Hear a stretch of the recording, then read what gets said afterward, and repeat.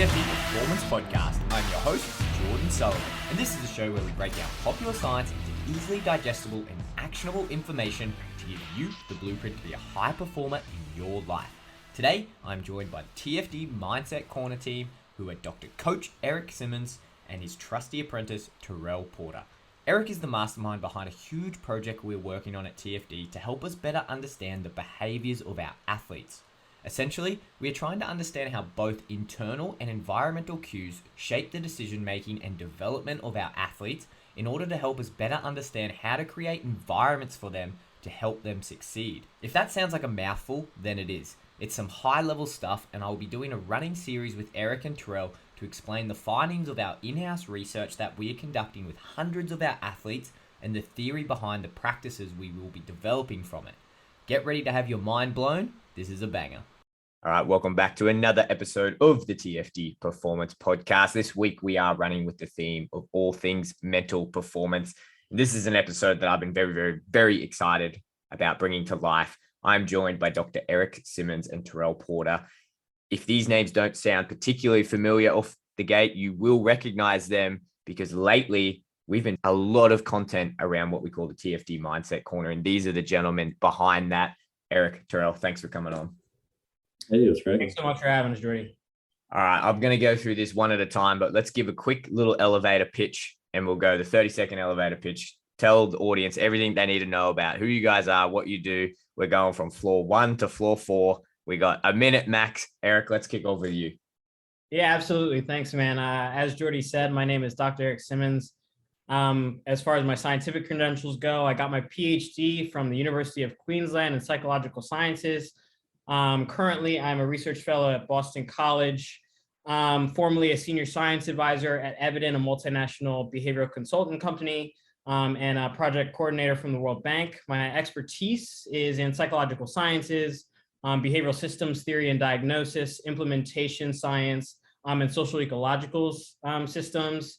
And to put it simply, I sit at the nexus of research and applied evidence, and I'm really just a behavior engineer. I take the evidence and I translate it into insights and tools that can help people improve their lives and their well-being. And on that too, I'm also a lifelong martial artist. I was a former competitive wrestler. I was never very good myself, but I was teammates with very elite names on a global stage, the likes of people like Kyle Snyder. And such, so I grew up seeing really elite athletes perform. And the former head wrestling coach of SASM MMA in Southeast Queensland. That's me. Yeah, that's how Erik and I connected, by Erik folding me up and throwing me on my back far too many times and just beating my ego down. But Terrell, give us a little pitch about yourself. I'm Terrell. Studying psychology at the moment at university. 2.5 years into the course. I was a Muay Thai fighter. That's how me and Jordy got connected, like years ago now. He's run pretty much all my fight camps. I've just been helping out the team with the Mindset Corner. Yeah, excellent. And it's such a cool little combination, right? Like this little trio. And I think this is something, as my career has gone on, I've just realized how underutilized the mental side of this is. And it's not just for the performance, it's everything outside of performance for these guys. And that's why what we're doing with the Mindset Corner and even getting this and highlighting it to the combat sports community is so cool. Like Erik has said, he's a high level wrestler that was a head coach of a gym for years and years and years, and has coached many great athletes. And Terrell's a martial artist. He's gone through it. He's seen the fire. He's been there. We've worked together for years and years, and now he's studying the actual science behind it. So it's really cool to bring this to light. I guess both of you guys are in the field of behavioral science. If you're listening to this and you don't understand what behavioral science is, I'm going to throw it over to Dr. Erik. Break it down, Erik. What is it? Behavioral science in the most simplest sense. What is it? Yeah, and I'm going to break this down into two responses, both very simple. So let's start with behavioral science, and then I am going to define mindset because I think it's important too. We use that term quite a bit. In terms of behavioral science, it's made up of a whole bunch of subdisciplines in sciences that's meant to help us understand why we behave, the things we feel, the things we think, our cognitive patterns, and the things that drive or influence the way we engage with the world. And then find the most effective tools from evidence, what we might call behavioral tools, within our toolkit that we can apply to help people achieve their goals, live better lives, be healthier, attain all of the things that we find the most desirable about life. Now, I say it as the broadest spectrum of what we can say for a definition of behavioral science. My particular discipline in that is psychological and social sciences. But also mindset, which is really just a compilation of a core set of beliefs or assumptions that we might have about a particular category or domain. And this is what drives our expectations, our explanations of how we approach the world and engage with the world for that particular domain, and our goals and patterns of behavior toward that domain. So this can really have an impact on a lot of the ways that we interact with the people around us. We interact with particular disciplines, being martial arts, being the way we eat. And this can also have, impacts at a physiological level, which I'm sure we'll get into. So that's my very brief capture there of what behavioral science is, and then more specifically where mindset sits within that. Terrell, I want to go over to you and ask you this question and let me know if there is truth to it. But was there any influence, like being in martial arts and having that background, that drew you towards behavioral science? There was definitely, I saw parallels between the things that you learn in martial arts and psychology as like a discipline. I was interested in psychology since maybe like grade 10. So I got to psychology through philosophy, and that was my path into it. And then just seeing like the life lessons that you get through martial arts and how they actually apply to just being a better person, I was like, okay, why don't we put these things together and then help people, like either just in the normal community or within the fight space as well. Yeah, I think this is a good segue into this next question. I'll throw it back over to you, Erik. Is why did you feel this was needed in the combat sports community? Why did you feel a group like this was needed? Yeah, and I'm actually going to start with a story here, Jordy, and it's the story of the first time we met, which actually, wasn't me blast doubling you. I think the first time we met, actually, you were just kicking off your career. I was just starting at SASM. And I remember being involved in one of these fight camps for one of our colleagues, one of our friends, one of our teammates, and him saying, "Hey man, we got this Jordy guy, he trains here, and he can help us with our weight cuts, our fight camps to make sure we're properly fueled and getting down to weight." And me, being a classic, old traditional weight cut bro science wrestler, I was like, what do you need a guy like that for? Just don't eat, stop drinking the day before, whatever it is, just make weight, do whatever you got to do to make weight. And I remember going to that first weight cut, talking to you a little bit, and just feeling like I had such an egg on my face there of saying, this is a professional service. I can't believe I fell prey to my own biases of thinking that I knew better, a little Dunning-Kruger effect of feeling that I had an expertise in something I had very little understanding in.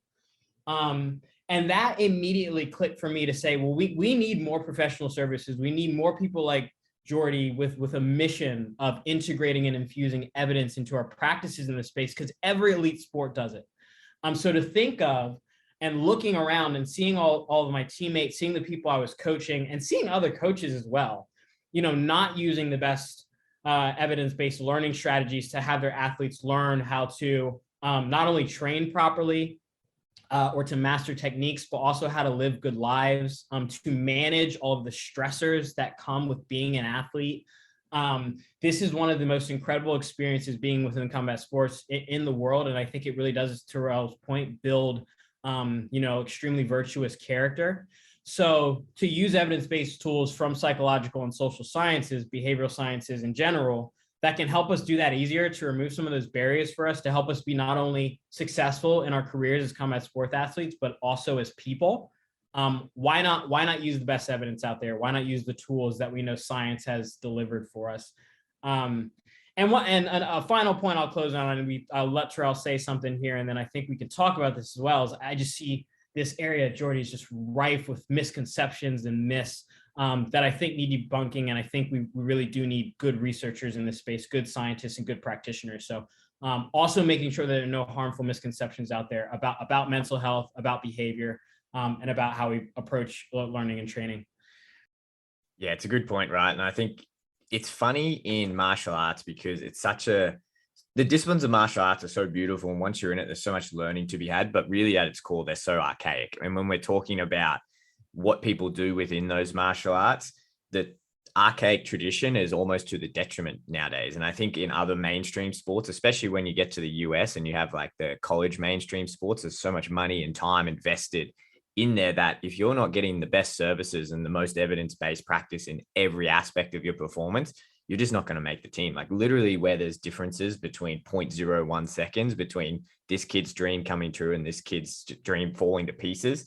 It's insane how much effort they put. But for martial arts, it's almost behind the 8 ball in that. And I guess that's with everyone that's in this space. It's almost we're trying to bring that science and bring the light because there is so much that you can bring to enhance the sport. And you can do it in so many different ways, whether it be your nutrition, strength conditioning, training programs, whether it's your mental health. Terrell, what's your experience? What was your experience when you got in there? Did you find that it was like that very archaic type, old school type mentality, especially in Muay Thai? It's not the best. Yeah, it still is. It was always the, you just got to survive sort of thing. And it's just going to be brutal the whole way. I think it does like ingrain some good things, but there are definitely ways to go about it where more people would have access to it if it wasn't so brutal. So you can still get gains, which is like actually evidence-based, where you can like pull off a little bit and people will go longer and go further. But yeah, it was definitely archaic and it still is. Like you go into a lot of gyms, they're just meathead gyms where it's just, you just got to tough it out. So you don't have to. It's the same with weight cuts.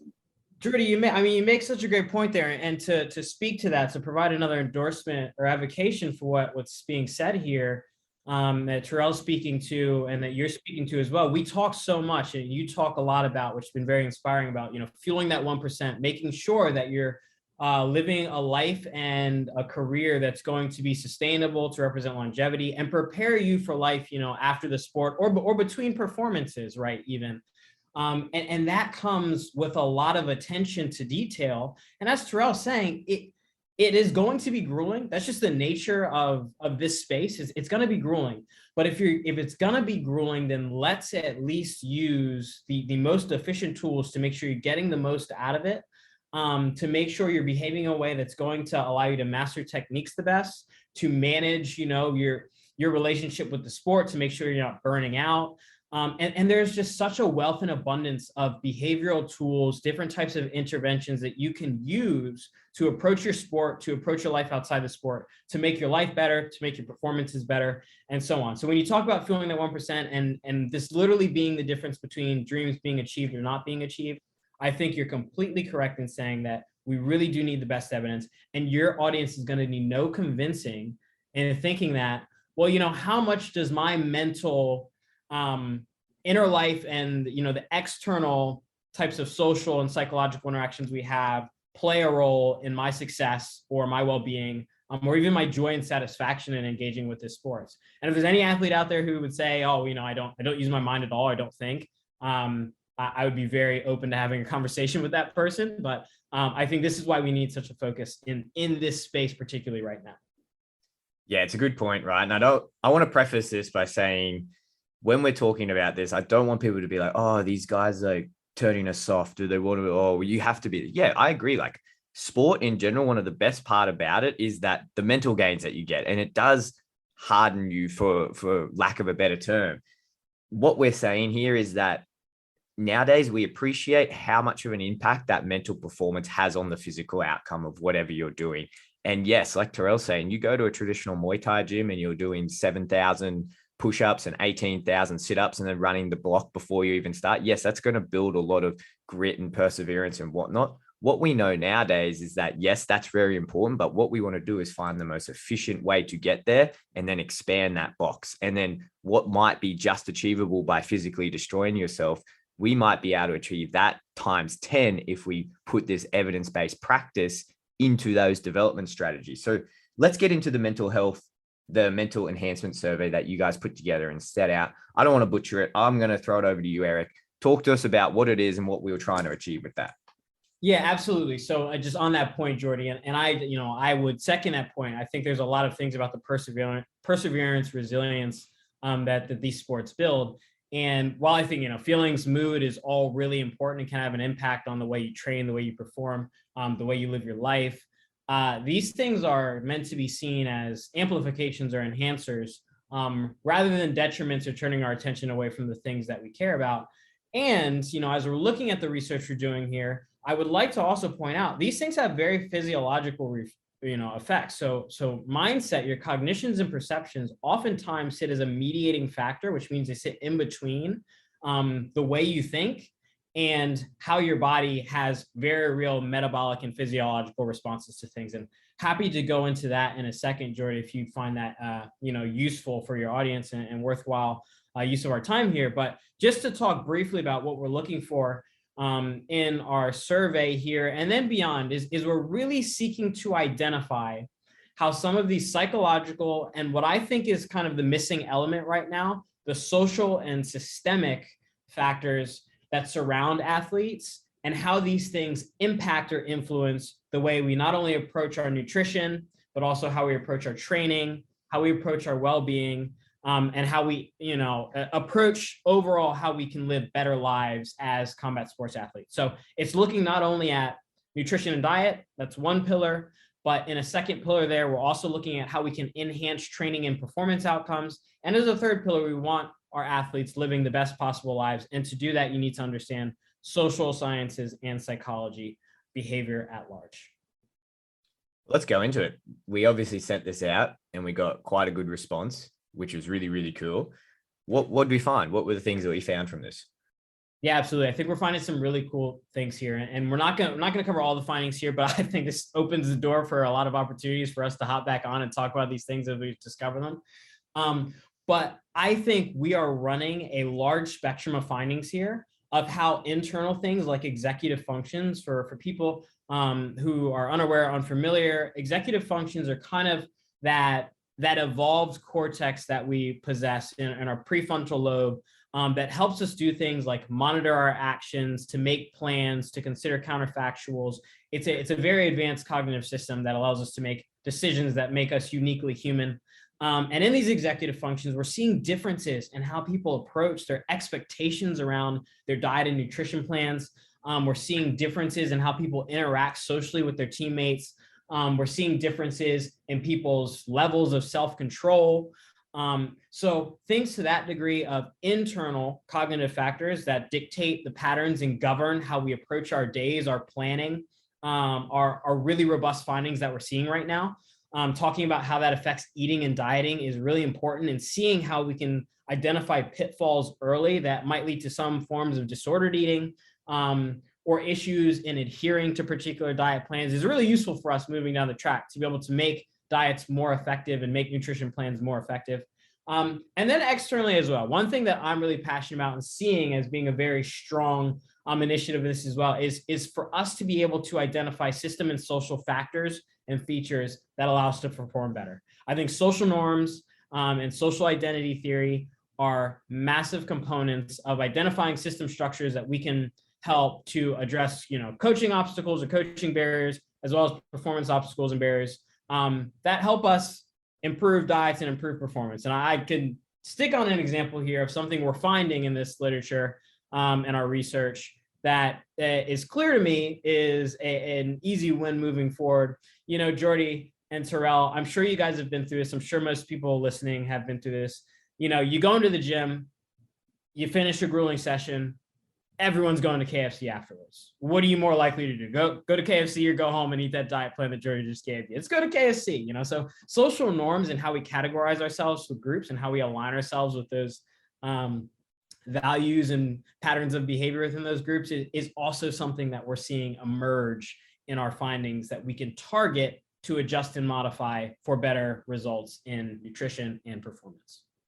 Yeah, that's a cool point. I'm going to ask you this, Terrell, because we've obviously worked together for quite a long time, as you said, especially when I came into this field and like we were talking about, very archaic, very old traditions. Nothing wrong with that. There's good and bad to that with martial arts. But when I came into the field and I'm saying to these guys, hey, don't go to KFC after, go home and eat this because it's better for it. It's not just the fact that these guys, look, they know that KFC probably isn't the best, but it's almost that pressure of the team, right? Like being like, oh, everyone's going, I don't want to be this guy. Or them coming and being like, I'm the only guy that's seeing this dietitian and I'm doing something new. There's a whole lot of social pressures that come with that. Terrell, have you experienced that in your experience with the Muay Thai and being in the gym and with your teammates? Like, because you were obviously getting onto this quite early. Like, we've worked together for years. Did you experience any pullback from your teammates or your coaches when you were coming up and saying, hey, look, I'm doing this new diet thing. I'm doing this different approach to weight cutting. What was that like? It was, it was pretty well accepted, I think. But it was always approached with skepticism, where it was like, okay, is this actually going to work, or do we just go back to like the tried true method, I guess? It was like the old school weight cuts where you're sitting in the sauna for hours and not drinking and that sort of thing. But for my team, they were interested. Like, they gave me a couple of fights where they're like, okay, we'll just see. And then eventually when some more people were coming through that were fighting, they were going, all right, what's Geordie's number, sort of thing. Just because they saw how much pressure was released, especially fight week, just not having to think about weight. That was always on point. So it was always approached with skepticism, but I think people are opening up to it more. Yeah, and I think this is a big point why I'm so interested in this research, is because I can have all the best science in the world, and I can do this with the top guys. I can get Israel Adesanya, I can get Alexander Volkanovski, all these guys to do this, and then to sing my praise and say, look, this is the way to do it. But really, at a grassroots level, the biggest issue I find with our team and making a big impact is changing these social environments, changing the expectations of teams, the social norms when you go into a gym of, okay, yeah, this is normal to do this and to cut weight like this and to have all of these behaviors around your food. So this is why it's really cool. I'm going to throw this one back to you, Erik. We're talking about all these behaviors, and I want to ask you this. Is there theoretically an ideal set of behaviors for adherence to a diet protocol or a training regime or anything like that? Is there a theoretical framework where if you looked at it, it'd be like, yeah, this would be the ideal athlete if they followed X, Y, and Z?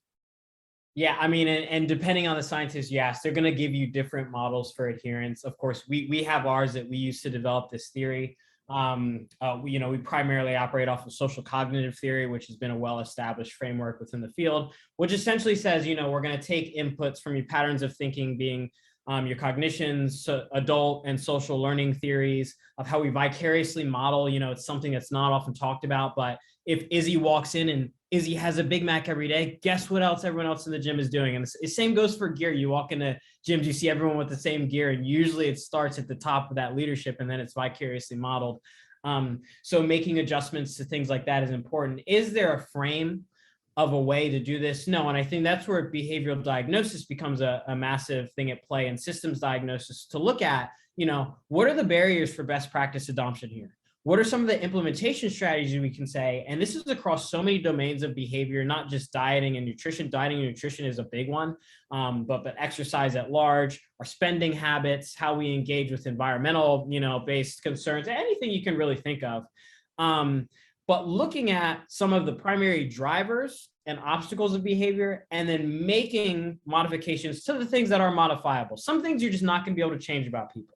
A genetic proclivity to really, really, crave chocolate is something that might sit with you that you've inherited. However, there are so many things you can do to help not eat chocolate, if that is one of your goals. I'm not saying go out there and stop trying to eat chocolate if you really have a craving for it. But so I think there's a lot to be said about this big push in behavioral insights for nudging and choice architecture that plays a big role here. There's a lot to be said about environmental modifications. And then personally, I know we do a lot with social cognitive work and cognitive behavioral techniques to help align an entire mission across a team that's going to target the individual as well as communal and team capabilities to let everyone achieve the goals they want to, and to let everyone attain the, as you're saying, optimal diet and nutrition adherence.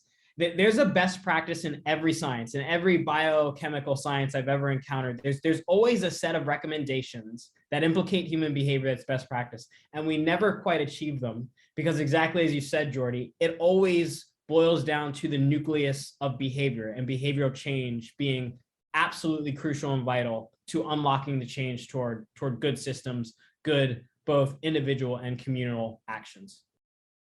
From the survey, Eric, were there things that were coming out that say were common or typical amongst everyone who participated in it that would be predicting these types of behaviors? Were there certain behaviors that, hey, like, I don't know, this person is always late or this person doesn't clean their gear? Is there like certain behaviors that you can, I don't want to say correlate because that's not great science, but you can start piecing together that, you know, if person A does X, it might lead to Z?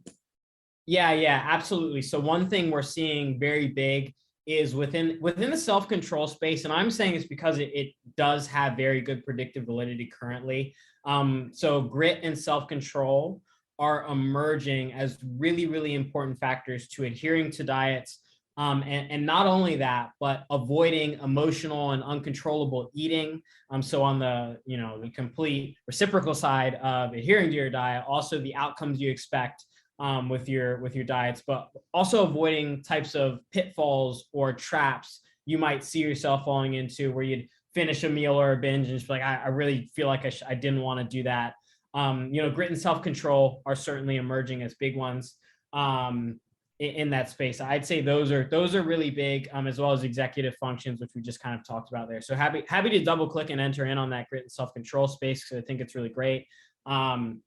But I mean, there's also a range of other factors that I think are important we can talk about as well. Yeah, let's jump into it because it's something I notice in practice. Let's explain it and let's explain why it's relevant to all of this. Absolutely. And there's a slight distinction to make there. These things are often correlated, but there really is. So what we're considering as grit, we're talking about here is, your ability to maintain a sense of resilience, to move through adversity, and to rebound is probably the best word you can use, back to a state of default or back to a state of, regular functioning quickly. So it is ability to kind of take it on the chin as you're moving forward. Self-control is a bit different. It is a self-regulatory capacity. And all that really means is it's an exertion of cognitive control that we're using to make decisions of A over B. And as you're saying, it is really having the cognitive tools and the behavioral tools, because I don't want to make this seem like this is all internal to you. That's a big misconception I see in this space is, just get tough internally, just build yourself up, and you'll be fine. It's often the complete opposite, is you can use your behavior to build your capacities for grit, and build your capacities for self-control. So using your external environment and using the way you modify your external environment to actually make yourself more prone to have a high level of grit is a better approach than just, really trying to concentrate on getting tough or excelling as the toughest person around. So what we're seeing so far is this tends to be one of the primary factors that's very predictive of you not engaging in eating habits or eating behaviors that are really maladaptive. And what I suspect the mechanism underlying there is probably when you're really hungry and you really want something, you have a craving pop up. The people who are expressing high levels of grit and self-control are most likely using cognitive and behavioral tricks just to forego doing what they were going to do instead of just hopping in the car and going and getting there. They're saying, okay, well, you know what? I'm going to make this as difficult as possible for me to get to Macca's today, right? They're going to say, I'm not going to keep that tray of Oreos in the house. Therefore, if I really want it, I have to go and get it. So sometimes adding obstacles is really good there. And then that also is demonstrated as high levels of grit. And same thing when things go wrong with grit as well. It's just really being able to cognitively reframe experiences and having patterns of thinking that aren't distorted or unhelpful that allow you to get back to a normal state of functioning and back to routines. Habit formation is something I see so many myths about that's just so wrong, but really all you need to know about it is that there is an environment of cues and stimuluses that triggers a behavior that's often automatic. That's why we categorize them as habits. And then there's consequences that then reinforce that behavior, but you really need the cues and stimuluses. So the people I see who tend to be really good with self-control are really good with habit formation as well. And I think that's something that we're going to continue to explore as we move through this work. Can we dive into that a little bit more and expand on it, Erik? Because I know, especially in our space, when we're talking about diet, nutrition, there's a real fine line, right? Like I could say to someone, hey, throw out all the Oreos in the house, or, when you're craving something, go swish your mouth with Listerine or brush your teeth. And that's going to be a behavior that stops you from doing that. But there's a really, really fine line, right? Where you don't want to be encouraged what we call like disordered eating patterns or eating disorders or things like that. Where is that line where we go, okay, these are what we're recommending for positive habit formation that is going to be beneficial to creating a good, environment and behavior cues and everything else.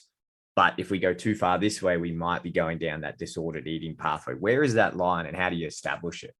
Yeah, absolutely. And I think there's two bodies of research that I want to cite here. One of which being Katie Milkman, who does a lot of incredible work on building exercise habits and seeing what types of incentives and reinforcement structures are really good. And a lot of her work is exactly what you're saying. When you keep rules too strict around contingencies of if A, then I behave in a certain context or way, that's always a recipe for disaster, right? So in terms of exercising, having loose rules that are mildly flexible is way better than saying 8 a.m. at every day, I'm going to get up and I'm going to do that exercise, right? When we see over a long period of time, over scale, not always, but it tends to fail, right? People fall off, and once they miss one, it's a lot easier to lose those streaks. So loosely having rules is better. And as you say, Jordy, once you step over a certain degree or a desire to have something, you really should indulge, as long as it's not something that's happening too frequently. And the second point I would point to is the work of Ali Crum, who also does a lot of research with Dr. Wendy Wood out of Stanford. And there really is no good habit or bad habit, but some things we can do is bundle habits in ways where they're associated with times or other behaviors we do naturally. But if you find yourself in novel circumstances or in instances that allow you to indulge, as long as you have a process of introspection, as long as you have a process of monitoring to help keep you on track, it's something that you can manage. But once again, I think this is something that requires a lot of psychoeducation to learn how you can use things within your behavioral toolkit to make sure that you're not going over this line where you're so regimented and restricted and rigid that you really are entering territory and waters of disordered eating, because that's somewhere we don't really want to see anyone go, versus maintaining that flexibility, but being able to have structure around, your eating, your behavior, so on and so forth. So I would say call in the behavioral tools of flexible scheduling. I would say there's really no such thing as a good habit or bad habit, but understand your environmental cues and when they're going to lead you to do things or not. And sometimes bundle cues, right? If it's something you really want to do every day, bundle it with something like brushing your teeth, but try not to get into a habit of saying, give myself an aversive stimulus every time I have a craving. That's no good, right? So I think these are important things to understand about habits and habit formation that'll keep us honest, but not take us down a path where we're so strict that oftentimes people will inform you, if you mess up, you might as well throw everything out. That's simply not true. So an understanding of that is really important for habit formation. What would be the practical tips if someone was listening to this and they go, okay, cool, let's say I'm following my diet. What are some things that I can do to monitor my behaviors and be like, okay, this might be a bit of a red flag that I'm doing this, or this is a good behavior? What are some practical tips that they could just start doing right now?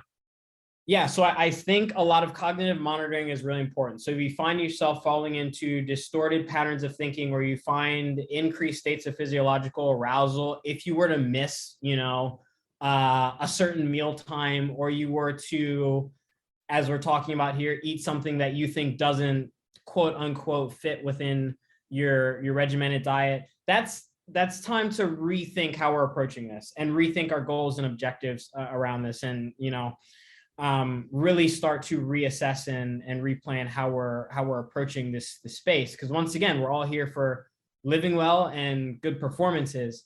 And I think within that is a range of flexibility. So that has to be the case.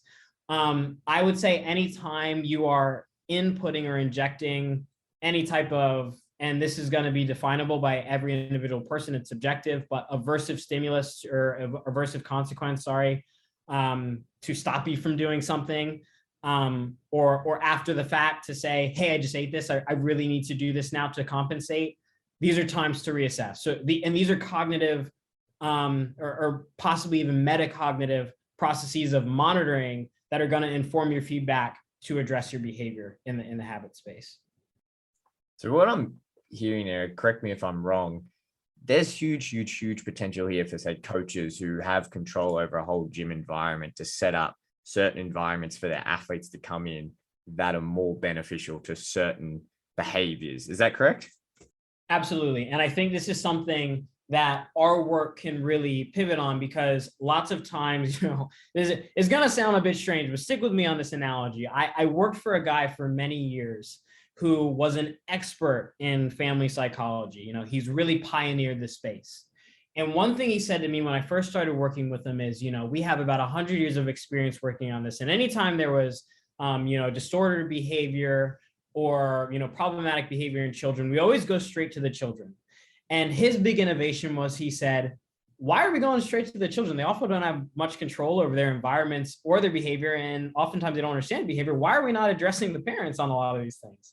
And such is the case, I find, with athletes and coaches as well, is while there's a lot of responsibility, we operate in a very, individualistic combat sport environment. It's still a team socialization. It's still a team environment. So coaches who sit at the top of leadership hierarchies and are responsible for organizational change, for implementation of best practices, we need to be working almost mostly with them to help them set the stage for flourishing and thriving environments where it's absolutely hard for you not to adopt the best practices. We want environments where you're coming in and behaviors, social interactions, communication dynamics is all almost set to a default of positive and best practice. Therefore, it's not on each individual athlete to kind of battle to, well, I have to figure out how to train appropriately, how to learn from this person, how to incorporate evidence-based, training practices and diets into my routine. So it really is coaches who set the stage for that social identity leadership and setting the norms and culture of a gym. And that's where a lot of this, behavioral and social science comes in, and really making a diagnosis of systems to say, how is my coach impacting my day-to-day routine, my day-to-day training, my day-to-day diet? Because that stuff matters. Is that why you often see this happen, where individuals who are highly talented, they do leave certain gyms and they go to other environments, and, they might be under a great coach, but for whatever reason, they're just not gelling with that environment around them. It's not conducive to their success? Absolutely. Absolutely. I think getting an environment and a culture that's conducive for you to thrive is just as important as your own individual ability, your own, I don't like this term, and I'm sure we'll talk about it over the span of our working tenure, but willpower. I think all that stuff kind of sits in second place behind the type of environment and culture that the leadership within your, and this is coaches as well as the elite athletes that operate within your space who've been there for a while, because the setting of trends, the setting of norms, the way by which you go about in terms of adult learning strategy, self-directed learning, which sits very importantly under self-regulation theory and social cognitive theory, that, as we mentioned in the beginning, that vicarious learning experience, what are you getting from watching your coaches and the people who are succeeding? That can have just as much impact on diet, performance, as anything else you do.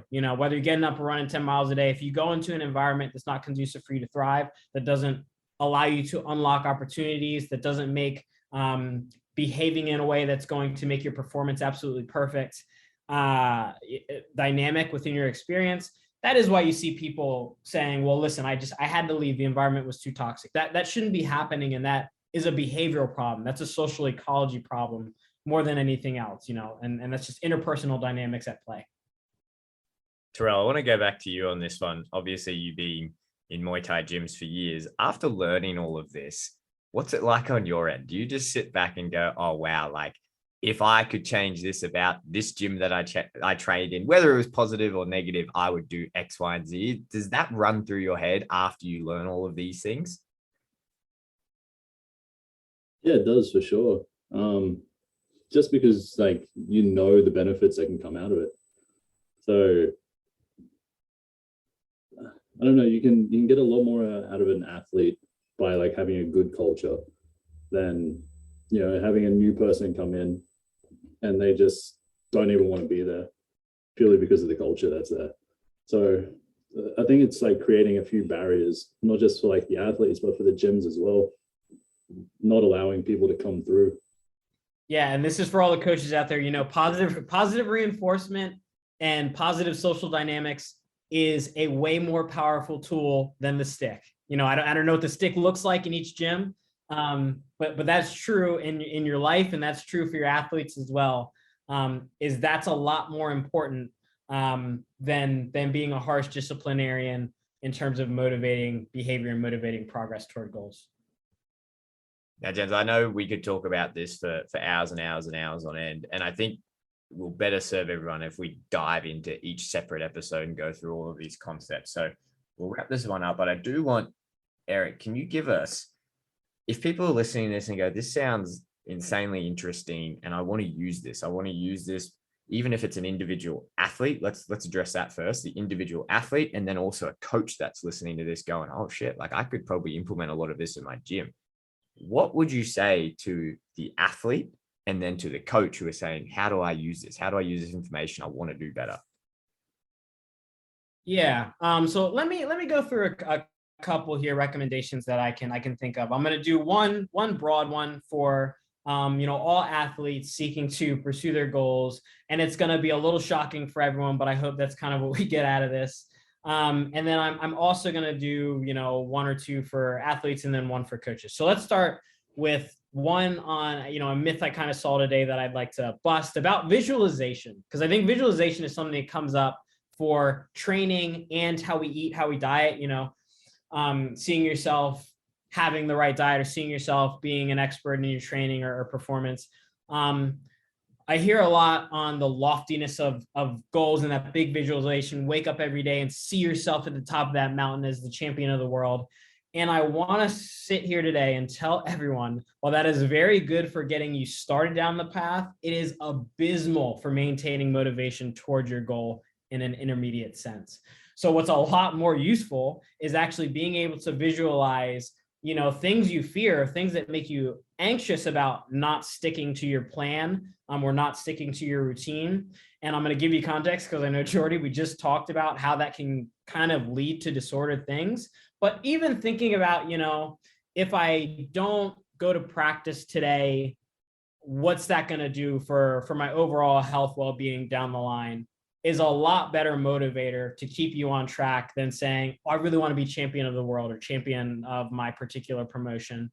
So try to think in intermediate senses for your goals when you're visualizing, and try to think about things that could go wrong or could fail if you're not adhering to what you say you want to do. And that, of course, comes with a degree of flexibility. So that's one thing I think athletes can do. It's a really useful trick in terms of goal motivation and goal attainment.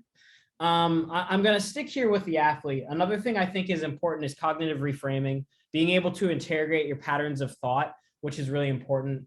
I think one of the best examples of this is with anxiety. If you get anxious about performance or training, the physiological response for feeling anxious and feeling excited are the exact same. So it really is about your cognitive frame on those things.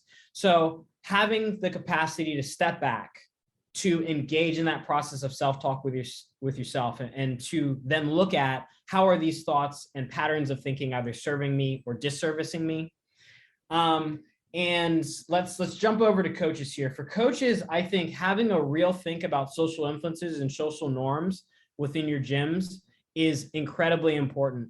So the norms of, does everyone rock up 5 minutes late? What are people doing when you're demonstrating? How do people interact with each other when class is over? Just being observant of that is useful and important, and to start to try to use the leadership structures within your gym to manage and modify norms to be in service of your overall objectives as a team is important for coaches. And of course, we're going to be putting out a lot of content on how exactly to do that.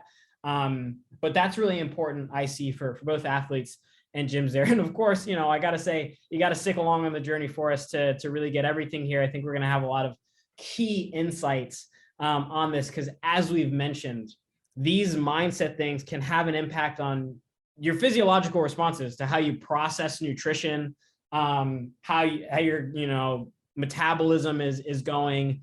So this is not just how are you feeling type stuff. Your behaviors impact your physiological responses to things, and they're also going to be the key engine to how you attain your nutrition and performance goals. So that's what I give out there to all the athletes and coaches listening. Terrell, what would be your biggest tip to a fellow athlete, knowing what you know now, being an athlete that's been there, gone through it all, and now knowing what you know now? What would be your biggest tips to an athlete? To an athlete, still be a student, still be willing to learn. But if you're going to walk into a gym, make sure you gel with it. Make sure it's in line with your beliefs and what you value and what you want to get out of the sport. But yeah, just come back to being a student. Go out there and actively look for these sorts of things. So that way you can, one, develop as a good person, but you can start to notice the red flags when you go into gyms and the bad patterns of behavior. So yeah, just be mindful. All right, Dr. Erik, I'm going to let you sign us off. What is coming up? What are we working on in this space? What's coming up next? Absolutely. So as many of us have been following along here, we are continuing to analyze and find results. Stay tuned every other week or so for results and findings from the Mindset Corner. And where we're really moving with this, Jordy, this is the big vision. And as we've talked about, is just having this coordination unit of hub of professional services to make sure our athletes are performing at an elite level and have access to as much insights, science and evidence as any other sport out there on the planet. So what we're looking to do is build a repository of services, of insights, of applicable tools and techniques that anyone can take away and use it to help guide their diet and nutrition planning, as well as their training schedule and regimenting, and to help enhance their performance, because we want to see our athletes thrive as well as live incredible lives. So we're really looking for a suite of tools that we can build out here through the insights that we're finding in our findings to allow athletes to eat well, to live well, and to perform well. And that's what you're going to see from us over the next couple of months. Yeah, very, very, very excited to what to come. I think there's so many layers and so many levels to this. Like I said, combat sports has traditionally kind of taken a backseat, but now with, the UFC being in ESPN, it's really been rocketed into the mainstream. And I really do feel that to take it to the next level, we need all of this. We need the same treatment that NFL, NHL, NBA, all of those sports get, and at all levels, not just once the guys get to the top. You need to do this at the grassroots. You need to build it up and develop these guys. This is such a huge component to that. Very last thing I want to touch on before we go, if people are listening to this and they go, holy shit, I need to know more about Dr. Erik. I need to know more about Terrell. Dr. Erik Simmons, where can they find you? Yeah, you can find me on Instagram at Dr. Coach Simmons.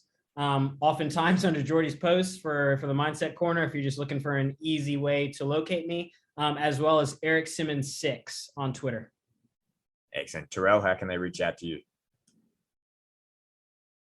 Yeah, they can go on my Instagram. I'm usually tagged in the Mindset Corner. So excellent. All right, gentlemen, I'm sure we're going to have lots of good discussion about this in the future. But again, thank you guys so much for taking the time, and we'll chat soon. Thank you, Jordy. And there it is, another episode of the TFD Performance Podcast. This is the first episode I'll be doing with the TFD Mindset crew. Dr. Coach Simmons is a wealth of knowledge, and we'll be breaking down all of these important concepts in episodes in the very near future. This podcast will be available through the podcast app, iTunes, Spotify, YouTube, and if you follow along our socials at @the_fight dietitian, you can see all of the best bits from our podcast episodes. Thanks for listening in, and I'll see you guys for the next episode. TFD.